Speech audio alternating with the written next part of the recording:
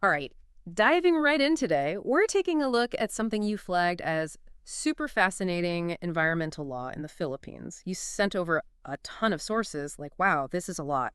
History, the current laws, the players, those challenges they're facing, and oh yeah, this whole writ of Kalikasan thing, which, gotta be honest, sounds like straight out of fantasy. It kind of does, yeah.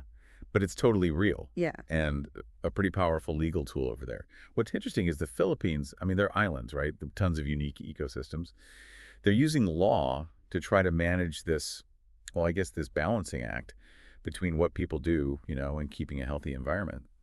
That's what I noticed going through these sources too. It's not just the laws themselves, but how those laws actually work, play out in a country facing some, well, pretty unique environmental pressures, I guess you could say. And it Yeah, seems like the Philippines is really involved globally when it comes to this whole environmental law scene. for sure, for sure. So, like, what we think of as modern environmental law, that stuff really got going in the 60s. Events like, I don't know if you've heard of the Minamata disaster or that book Silent Spring by Rachel Carson. Those were big wake-up calls. Before then, it was more about, well, using stuff up, not so much about protecting it. The Philippines, though, they've been really actively taking international environmental law and working it into their own system, showing, I guess, a commitment to keeping up with those global standards. So they're not just like playing catch up, they're actually trying to shape things, huh? Yes. That's pretty impressive. Okay, so let's get into the nitty gritty here. Philippine environmental law, what are the big laws that make up this framework? All right, well, we've got several major acts that sort of lay the foundation. You got the Clean Air Act, Clean Water Act, and the Wildlife Act. Those are pretty self-explanatory, I'd say, in what they're trying to do. But then you've also got this thing called the National Integrated Protected Areas System Act. Okay, that's a mouthful. Right. That one's all about setting up a network of protected areas, Right. like making sure those biodiversity hotspots are, well, conserved. It's like they're creating safe zones for nature, right, amidst all the development going on. But I'm guessing it's not just a bunch of random laws, right? There's got to be some organization to it all. How's it all structured within their legal system? It's not just random, for sure. So Philippine environmental law, it's organized into four main branches. You've got pollution control, natural resource conservation, environmental impact assessment, and hazardous waste management. Okay, makes sense. Each one tackling its own piece of the puzzle. But how does that translate into actual action on the ground? Like, can you give us an example of, say, how that pollution control branch actually tackles pollution in the Philippines? Sure, yeah. The Philippines, well, they're developing fast, right? Like a lot of countries. They got some big challenges with air and water pollution. I mean, think about Manila. The traffic there is, well, it's legendary, right? All those cars and trucks, that's a huge contributor to their air pollution problem. The pollution control branch, that's what gives the government the power to, like, set emission standards for vehicles and industries. They can basically force them to use cleaner technologies. So it's not just telling people, hey, don't pollute. It's actually giving them a way to, like, do something about it? What about protecting their natural resources? I mean, I know deforestation's a huge problem over there. What's the Natural Resource Conservation Branch doing about that? Good point. Good point. Those forests in the Philippines, they're amazing, right? Super diverse, but also under threat, for Wow. sure. So this branch, they're tackling this with, well, regulations like on logging, making Mhm. sure it's, sustainable. The goal isn't to ban logging outright, just make sure it's not like wiping out the whole forest. Yeah. And this branch also works to protect endangered species, making sure those habitats are safe. That's key for preserving, well, I mean, all that incredible biodiversity they've got. It's like they're walking this tightrope between, well, I guess between using resources and making sure there's something left for the future, right? And here's something I've been thinking about. The Philippines is seeing tons of development these days, right? New buildings, industries, all that stuff. Doesn't that often, I don't know, come at a cost to the environment? Where does the law fit in to like manage that? Oh, you're right on the money there. Development, if it's not managed, it can totally wreck the environment, no question. Mm. That's where that Environmental Impact Assessment Branch, or EIA, steps in.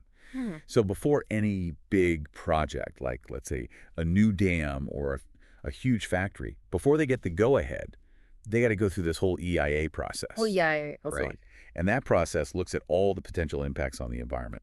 Things like, is the water going to get polluted? What about the air? and what's going to happen to the wildlife habitats in the area. So it's kind of like a safety check, making sure the environment's considered before, anyone starts breaking ground. Exactly, exactly. The whole EIA process, it's there to force developers to, well, minimize their impact, I guess you could say. Yeah. That's a way to make sure development, well, it happens in a way that's, a little more sensitive to those ecosystems around it. Oh, and then we've got the hazardous waste management branch. Okay, so that one's kind of self-explanatory, right? Okay. But what does that look like in the Philippines? What kind of real-world stuff does that branch actually deal with? Well, think about the electronics industry. That's pretty big in the Philippines. And, making all those electronics, that creates a lot of hazardous waste. This branch, they're the ones who regulate all that, how those toxic substances are like handled, stored, and disposed of, making sure it's done right to protect, well, both people and the environment. They also push for like reducing waste in the first place and recycling. So it's a multi-pronged approach, I guess, from limiting pollution to protecting those resources, assessing impacts, and managing all that hazardous waste. It sounds like Philippine environmental law is pretty comprehensive, huh? Yeah, it really is. But laws, well, they're only as good as, how they're enforced.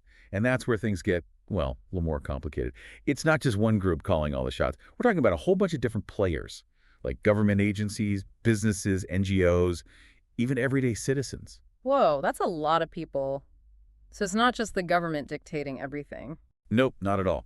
It's way more dynamic than that. You got those government agencies, and they're in charge of, well, enforcing the laws, obviously, but also setting standards, giving out permits, and, penalizing anyone who breaks the rules. They're like the referees in a game, making sure everyone's playing fair. Okay, so who are all the players on the field, so to speak? Well, you've got businesses, right? And they have to follow all those environmental regulations, getting the right permits, managing their waste properly, and, trying to minimize their impact on the environment. That's all on them. Sounds like they've got a lot at stake here. They do. They do. Then you've got NGOs, those non-governmental organizations. Yeah. They're like the advocates for the environment, always watching businesses and the government to make sure everyone's following the rules. They're like watchdogs, keeping everyone honest. That's going to be a crucial role for sure. What about like regular people? What part do they play in all of this? Well, citizens, I mean, they have a right to a healthy environment, right? Hmm. And they can really make a difference in how environmental policy works. They can go to public hearings, report anything fishy they see, even file lawsuits if they think their rights have been violated. So it really is a shared responsibility then, huh? Everyone's got to do their part. But with so many different groups involved, doesn't that sometimes lead to like conflict? Oh, absolutely. Hmm. It's definitely not always smooth sailing. You often have groups with, well, different interests, right? Yeah. A business might want to focus on making money, while the people living nearby, well, they want clean air and water. Find ways to make those interests work together, that's a big challenge in environmental law. So it's all about finding that sweet spot, huh? Where what people need and a healthy environment can both, coexist. And that's where the Philippines, well, they get really interesting, right? They have this whole word of kalikasan thing, the one we've been talking about. So tell us, what makes it so special? It's really unique, comes straight from their constitution, which, by the way, recognizes that people have a right to a healthy environment. This writ of kalikasan, it lets citizens or organizations go to court and actually stop environmental damage. And get this, they can force the government or companies to, actually restore the environment. So it's like a legal weapon to fight environmental harm. But how's it different from, I don't know, other legal actions? What makes it so unique? It's super broad, you know what I Mm. mean? It can be used for just about any environmental issue you can think of. Pollution, deforestation, climate change, the whole nine yards. Mhm. And here's the kicker. With this writ, the burden of proof, it's flipped. The defendant, the government or company, they have to prove that they're not harming the environment. Whoa, that's a game changer, right? It puts the pressure on the polluter to prove they're innocent. That sounds like a pretty powerful tool to hold them accountable. But let's back up a bit. How does the Philippines normally enforce their environmental laws day to day? What's their system? Well, they use a bunch of different methods, actually. Civil, criminal, and administrative actions, they use all three. Each one's for different types of violations, and the consequences can be pretty different, too. Okay, break that down for us. What are the differences? All right, so civil actions, those are usually brought by individuals or groups, people who've been directly harmed by, environmental damage. They can sue whoever's polluting for things like the cost of cleaning up the mess or even to just stop the harmful activity in the first place. So that's all about making the polluter, like, pay for the damage they cause, right? What about criminal actions? When do those come into play? Criminal actions, those are brought by the government. It's for, well, more serious environmental crimes, like if someone's intentionally dumping hazardous waste. The penalties for that can be a lot heavier, including, well, jail time and big fines. It's designed to, really deter people from deliberately messing up the environment. Makes sense. That's for the really bad stuff. So what are administrative actions? Those are handled by the government agencies themselves. They can hand out fines, suspend permits, even shut down operations if a company's not following the rules. It's more about, I guess you could say, keeping everyone in line rather than punishing them after the fact. Okay, so it's like a system of checks and balances, right? Yeah. Keeping everyone in check. Yeah. But I'm guessing even with tools like the writ of Kalikasan, enforcing environmental laws in the Philippines probably isn't always easy, right? You're right. It's definitely not a walk in the park. There are definitely challenges. Things like corruption, not enough resources to enforce the laws properly, and even, threats against those environmental activists we were talking about. It's a tough reality over there. That's tough to hear.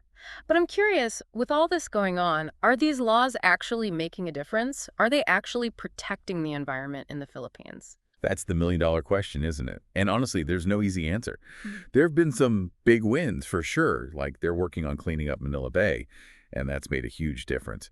But then there are these ongoing struggles with things like, well, we've talked about deforestation, the pollution problem, and then there's climate change, which is, well, that's a global issue, right? It's like a constant battle of progress in some areas, setbacks in others. Sounds like a complex situation that's constantly evolving. But before we get into specific examples in part two, can you give us a quick overview of, I don't know, some of the biggest environmental challenges the Philippines is dealing with right now? Sure, like we've touched on. Pollution is huge, especially in those densely packed urban areas like Manila. Air and water pollution, both big threats to public health and the environment.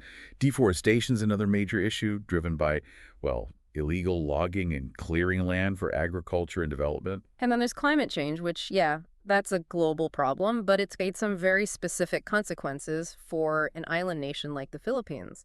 Exactly.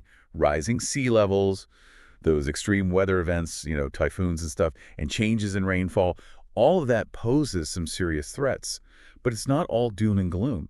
They're making an effort to address all of this. They're strengthening their environmental laws, trying to enforce them more effectively, and they're really focusing on holding those polluters accountable and protecting those vulnerable ecosystems. So they're actively using this whole legal framework we've been talking about to try to tackle these Oh, problems. yeah, absolutely. For example, that Environmental Impact Assessment System, the EIA, they're using that to really scrutinize all those new development projects, making sure they're doing everything they can to minimize their impact. And that writ of Kalikasan that's been used successfully to stop some harmful activities, like mining in protected areas, it shows that these laws, well, they actually have some teeth, and they can be used to create positive change. That's good to hear. So it's a mixed bag then, right? Serious challenges, but also some proactive steps being taken. But with all this going on, what do you think is like the most crucial thing they can do to create a more sustainable future for the Philippines? That's a tough one, honestly. But I think it has to start with a change in how we think about development. It can't just be about economic growth, no matter the cost. We got to embrace this idea of sustainable development where the economy grows, but it happens in a way that protects the environment. So it's not one or the other. It's figuring out how both can, well, thrive together, right? Can you like explain sustainable development a bit more? What would that actually look like in the Philippines? It's all about making choices today that won't screw over future generations, meeting our needs now without, well, using everything up. It's about investing in things like renewable energy, encouraging ecotourism, supporting sustainable agriculture, and basically creating a system where waste is, well, minimized. It's a whole system change, recognizing that the economy, society, and the environment are all connected. So basically, realizing that we're all part of this delicate ecosystem and that our actions have, well, ripple effects, right? Exactly. And that's what makes this whole topic so interesting, don't you think? It's not just laws and rules. It's about people, their choices, and their relationship with, well, with nature. And in a place like the Philippines, with all that biodiversity and unique culture, that relationship is, it's pretty complex and super important. Well said. This has been a great overview. I'm starting to get a feel for just how complex environmental law in the Philippines really is. But we've only just scratched the surface here. In part two, we're going to dive into specific examples of how this whole system is being used to tackle some of those big environmental challenges we've been talking about. So stay tuned. Welcome back to our deep dive on environmental law in the Philippines. Okay, so last time we got a good overview of the laws and how they're structured. Now I'm really curious to see how this all actually works, in the real world. Got any good examples for us? Oh, for sure. For sure. Today, we're going to get into those specifics, those real-life cases where they put these environmental laws to the test. We'll see the wins, but also some of the challenges. Lay it on us. Where do we start? Let's start with a success story. You'll like this one. It really shows how powerful environmental law can be when it comes to making positive changes. I'm talking about the rehabilitation of Manila Bay. Oh, yeah. You mentioned that before. Wasn't it super polluted? What were the main culprits? The things causing all that mess. Well, for decades, Manila Bay was like, well, a poster child for what happens when environmental rules are ignored. Raw sewage, industrial waste, just garbage, all of it flowing right into the bay. It was pretty bad, honestly. The water was murky, the air stunk, and the marine life, it was struggling to survive. Ugh, that sounds awful. So how did they turn it around? Was it like all legal stuff? It was a few things working together, but environmental law, that was a big part of it. Back in 2008, the Supreme Court, they issued this landmark ruling that basically ordered a bunch of government agencies to clean up the bay. What's interesting is that this ruling, it wasn't based on a specific environmental law, but on this broader idea from their constitution that Filipinos have a right to a balanced and healthy ecology. So the court was like, hey, this pollution, it's violating a basic right. You got to fix it. That's pretty powerful. What did that actually mean in practice, though? What did they actually do? So the court, they mandated this whole rehabilitation plan, and it was, a massive project. They put in much stricter rules about dumping wastewater, both from homes and industries. They cracked down on all that illegal dumping and launched these huge cleanup efforts. They even got communities and volunteers involved. It was a real team effort for sure. That's amazing. Did it actually work? What's Manila Bay like now? It's honestly a remarkable transformation. The water quality is way better, fish are coming back, and people are actually, enjoying the bay again. It's still a work in progress, but it shows what can happen when they actually enforce those environmental laws and really put them into action. That gives me hope. But I'm guessing not all stories are that happy, right? Are there any examples where things didn't go so well? Yeah, unfortunately, that's true. Environmental law, it's constantly changing, and there are always challenges, especially when you've got, powerful economic interests involved. Let's talk about mining in the Philippines. Mining, yeah. I know they have a lot of valuable minerals over there, but mining can be, well, super destructive to the environment if it's not done responsibly. Exactly. There have been plenty of cases where mining operations have caused deforestation, polluted the water, even displaced indigenous communities, sometimes with, some pretty devastating consequences. So how does environmental law try to control mining in the Philippines? What are they doing to try to prevent that kind of damage? Well, on paper, they have some pretty strong laws. Like, remember those environmental impact assessments we talked about, the EIAs? Those are required for all new mining projects. They're supposed to, look at all the potential environmental and social impacts before a mine gets approved. Okay, so that seems like a good way to protect the environment. Is the problem with the laws themselves, or is it more about how they're enforced? You hit the nail on the head. It's the enforcement. That's the biggest issue. They've had cases where mining companies, they operated with very little oversight, which led to some serious environmental damage. So there's this disconnect between what the laws say and what's actually happening. What's causing that gap? It's complicated, really. Mm. Sometimes it's just a lack of political will. Like they don't want to rock the boat by enforcing the law too strictly. Or sometimes those government agencies just don't have enough money or staff to do the job properly. And then, let's be honest, sometimes those big mining companies have a lot of influence, and that can make it tough to hold them accountable. So it's a recipe for disaster almost. Do you have any, I don't know, a specific example of a mining case in the Philippines that really shows this tension between protecting the environment and those economic interests? Yeah, actually. Let's talk about the Tampakan Copper Gold Project in Mindanao. It's one of the largest undeveloped copper gold deposits in the world. But it's been, let's just say controversial for decades because people are worried about the potential environmental and social impacts. What were some of the specific concerns about that project? Well, the mine was planned for an area that's, well, it's incredibly rich in biodiversity. It's got important watersheds, habitats for endangered species, the whole nine yards. People were worried about pollution too, given the size of the project. And then there were the indigenous communities, the people who'd been living in the area for generations. They were at risk of being displaced. So it's a classic case of, well, conflicting interests, right? Did environmental law play a role in all of this? Oh, yeah, definitely. There were a bunch of legal challenges to the project with communities and environmental groups using that writ of Kalikasan we talked about to try to stop it. Ah, the writ of Kalika-san. That's right. We talked about how powerful it can be. How did they use it in this case? So they argued that the mine was a serious threat to the environment and to their constitutional right, to a healthy environment. They used the writ to try to halt the project and to force the government to step in and protect the environment. Wow, that's amazing. So what happened? Did it work? Well, the project, it's faced a bunch of delays and suspensions because of those legal challenges and those ongoing environmental concerns. The local government, they even banned open pit mining, which is, well, the type of mining they were planning to do for the Tampakan project. So it sounds like they were able to use environmental law to, at least for now, stop this project that could have been really damaging. Yep. It's a good example of how people can use these legal tools to fight for their environment and hold those, well, powerful interests accountable, even when it seems like an uphill battle. That's really inspiring, actually. It shows that, well, it shows that it is possible to make a difference, but it also shows how much work still needs to be done. It's a constant fight. Okay, so we've talked about Manila Bay, which was a success, and then this mining case, which is more, well, more complex, I guess. Yeah. Got any other examples, maybe from a different sector? Sure. Let's switch gears and talk about air pollution. That's a big problem in cities all over the world, and the Philippines is no exception. Right. We talked a bit about Manila before, the traffic and all that. Yeah, and it's not just annoying, it's a serious health issue, too. Mm-hmm. The Philippines, they have this Clean Air Act, which is supposed to, control emissions from cars, factories, all those sources. The goal is to set standards, limits on those pollutants, to try to keep the air clean. So they've got the law, that's a good start. But the Yeah. question is it actually working? Is it actually making the air cleaner? That's the key question.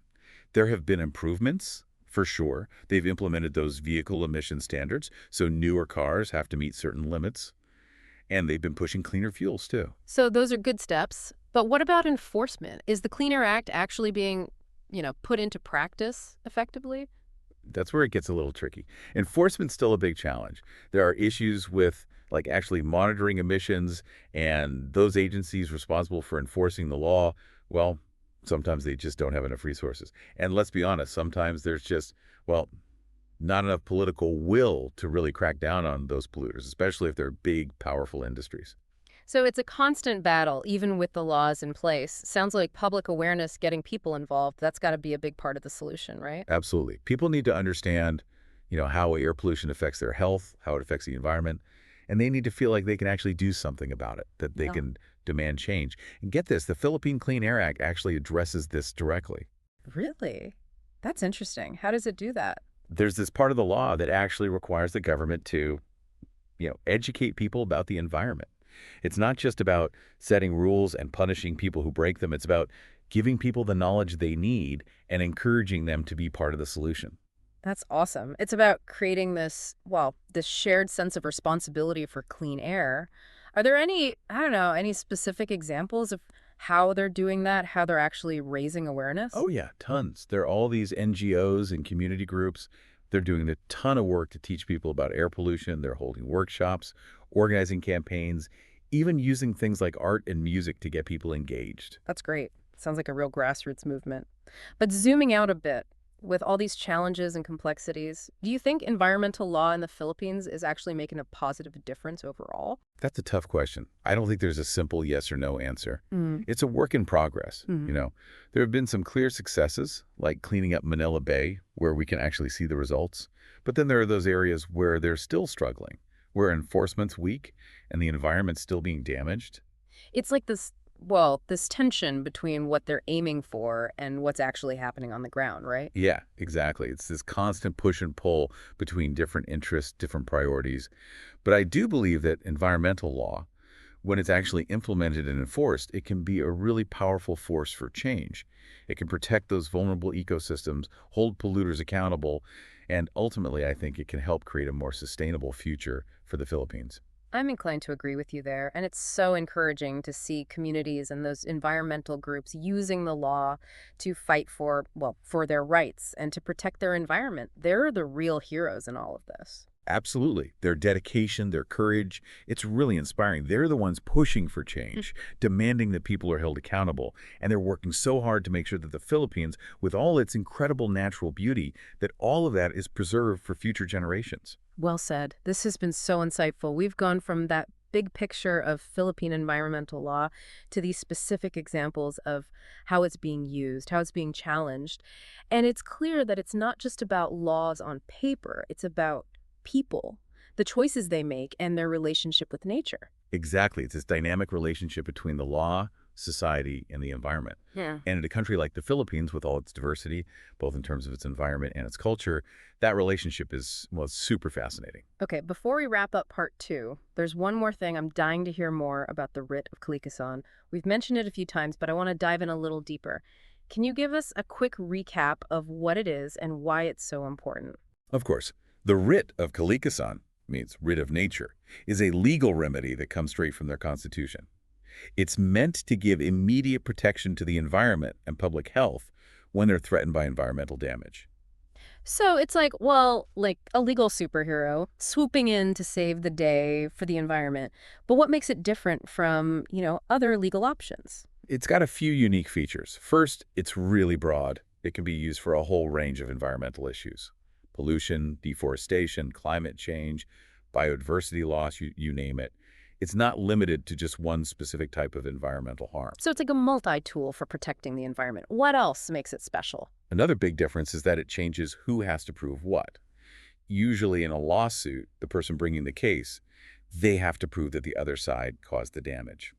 But with the writ of Kalikasan, the burden of proof is on the defendant, the government, or the company. They have to prove that what they're doing is not harming the environment. So it's like, well, it flips the script. That seems like a huge advantage for the people trying to protect the environment. It is. It makes it way easier for citizens to hold those powerful entities accountable for any environmental damage. And because it comes from the Constitution, it carries a lot of weight. It creates a sense of urgency. Okay, I'm starting to see why this writ of Kalikasan is such a big deal, but can you give us some real-life examples of how it's been used? Definitely. There have been some pretty high-profile cases where it's been used to, well, successfully protect the environment. For example, they used it to stop the construction of a coal-fired power plant in a coastal area that's known for, well, its amazing marine biodiversity. So they were able to stop a project that would have, damaged the environment. What were their arguments in that case? The people who brought the case, they were a group of citizens and environmental organizations, and they argued that the power plant would pollute the air and water, damage the coral reefs, and threaten the livelihoods of, the local fishing communities. They presented scientific evidence to back up their claims, and the court, using the writ of Kalikasan, they sided with them. Wow, that's a powerful example of how this legal tool can really safeguard the environment. But it's not just about stopping bad projects, right? Can it also be used to force action to clean up existing environmental damage? You got it. It's not just preventative. It can also be used to force the government to, clean up existing messes. There was another case where they used the writ of Kalikasan to make the government clean up a river that was really polluted. It was affecting the health and livelihoods of the people who lived along the river. So it's a tool for, well, for both preventing damage and fixing damage, holding polluters accountable and pushing for positive change. It's pretty versatile. It is. But we got to remember, it's not a magic bullet. Like any legal tool, it only works if people use it right and if the courts are willing to actually enforce it. Right. The real world is always more complicated. What are some of the things that make it hard to use the writ of Kalikasan effectively?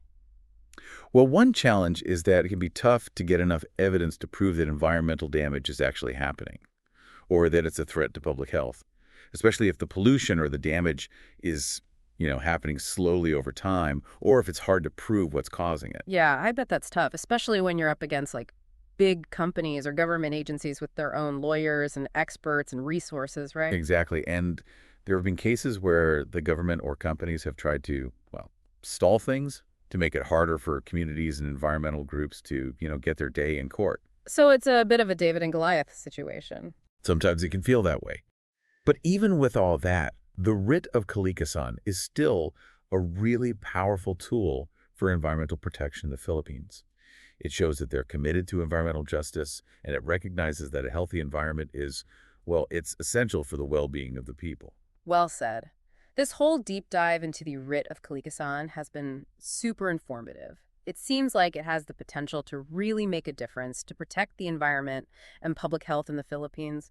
But as we've talked about, it can't do it alone. It has to be part of a bigger effort, promoting awareness, stronger enforcement, and really creating a culture of sustainability. Couldn't agree more. It shows that we all have to be involved in protecting the environment. It's not just the government's job or the job of a few activists. Well, we've covered a ton of ground today, from the success of Manila Bay to those ongoing challenges with mining and air pollution. And we really explored this fascinating writ of Kalikasan. But our deep dive isn't over yet. In part 3, we're going to look ahead, explore some of the new challenges and opportunities for environmental law in the Philippines. Exactly. We'll talk about how the Philippines is dealing with climate change, the role technology can play in protecting the environment, and what they can do to make sure this beautiful country has a sustainable future. I can't wait to hear more. Stay tuned, everyone, for the final part of our deep dive. All right, we're back for the final part of our deep dive into environmental law in the Philippines. We've talked about the history, the laws, some real-world examples, but now it's time to look ahead, right? What's next for the Philippines when it comes to protecting their environment? You got it. We've covered a lot of ground, but now it's time to think about the future. What are those big trends and challenges that are going to shape how they approach environmental law in the years to come? That's what I'm really interested in. And we've talked about some of those pressing issues they're facing, the pollution, the deforestation, all that. But what else is out there that might, impact how environmental law evolves in the Philippines? Well, one of the biggest things, and we touched on it a bit before, is climate change. It's such a huge challenge, especially for a country made up of islands like the Philippines. Yeah. It deserves its own deep dive, Oh, yeah, honestly. sure. We've all seen the news, right? The rising sea levels, the crazy weather events, all those impacts from a warming planet. But how do those global trends actually, I don't know, how do they translate into specific challenges for the Philippines? Well, the Philippines, they're super vulnerable to those climate change impacts. Think about it. Sea levels rising. That threatens those coastal communities and all that important infrastructure. Those typhoons they're only getting stronger, causing more and more damage. And then the rainfall patterns changing. That can really mess with agriculture and water resources. And this isn't like some future problem. This is happening right now. It's scary stuff. So what can they do? How can environmental law, help them reduce those risks and adapt to a changing climate? Environmental law is going to be key, for sure. It'll have to address a whole bunch of things. We'll probably see new laws, new regulations specifically designed to cut down those greenhouse gas emissions, push for renewable energy, and, make the country more resilient to those climate change impacts that honestly are probably unavoidable at this point. So are we talking about incentives for things like solar and wind power, stricter rules on emissions from industries, maybe even changing building codes so those structures can withstand, those stronger typhoons? Exactly.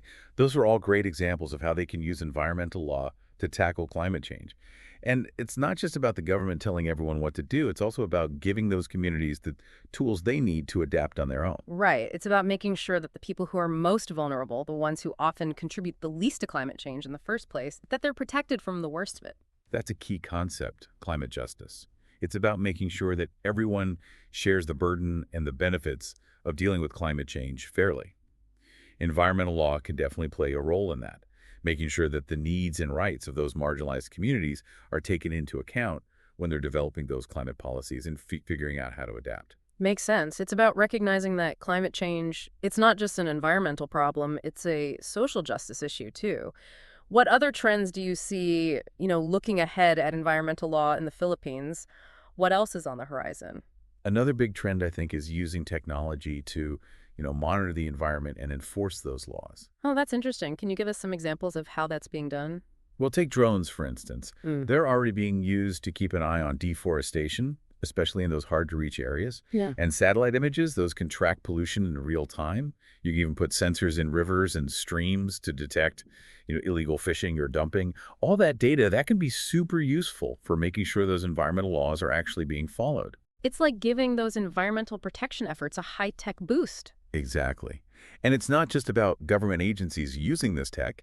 You've also got this rise of citizen science, where everyday people are using apps and other tools to collect data about their local environment. They can report problems directly to the authorities.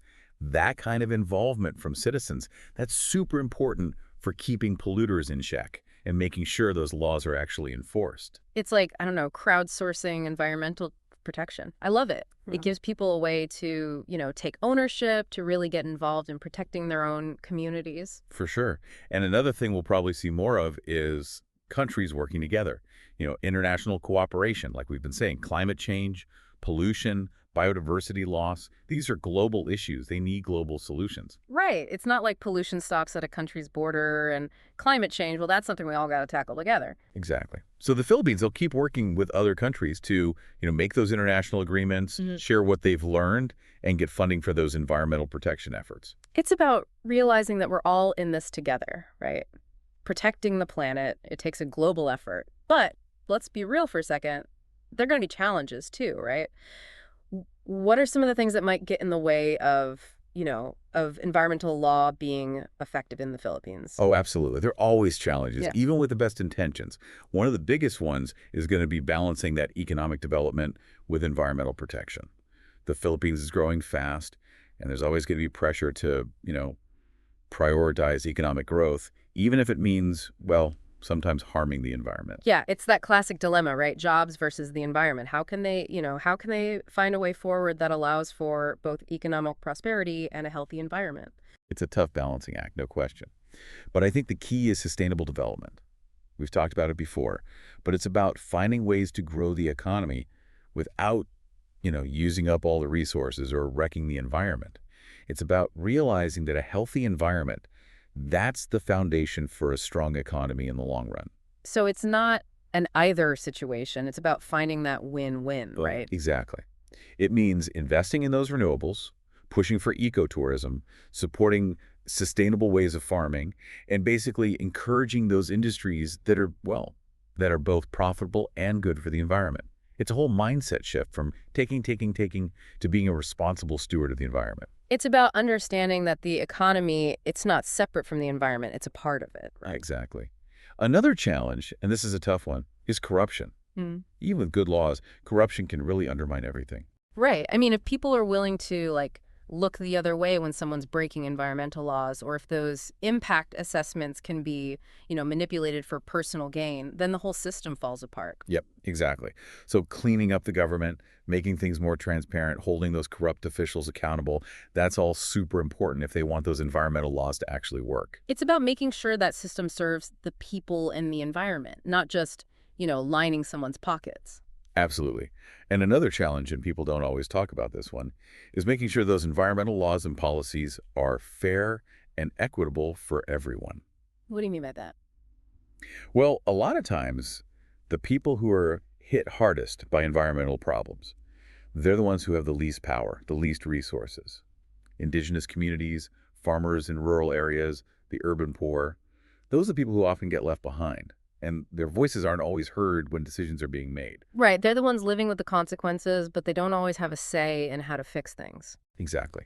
So it's really important to make sure those communities are represented, that they have a seat at the table when those environmental policies are being made, and that their rights and their livelihoods are protected. It's about making sure everyone benefits from environmental protection, not just a select few. Exactly. And that's where civil society comes in.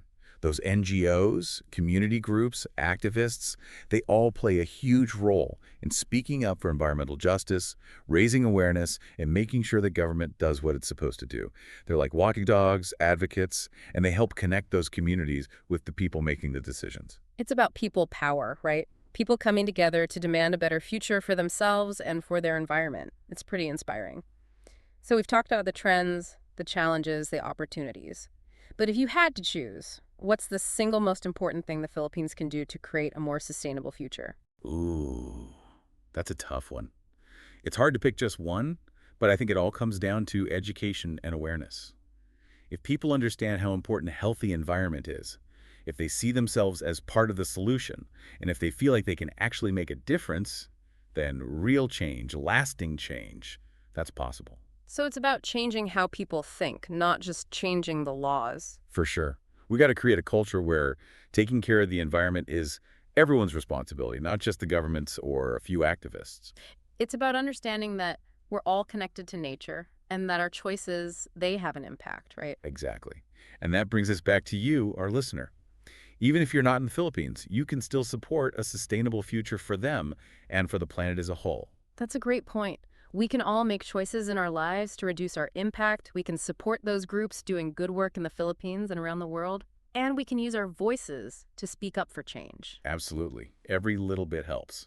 Well, this has been an amazing journey. We've learned so much about environmental law in the Philippines, those challenges they're facing, those opportunities that are out there, and how important it is for all of us to play a part in protecting our planet. It's been great sharing this deep dive with you and with our listener. I hope it's made you curious to learn more and, well, inspired you to take action. Thanks for joining us on this exploration of environmental law in the Philippines. Keep learning, keep asking questions, and keep making a difference.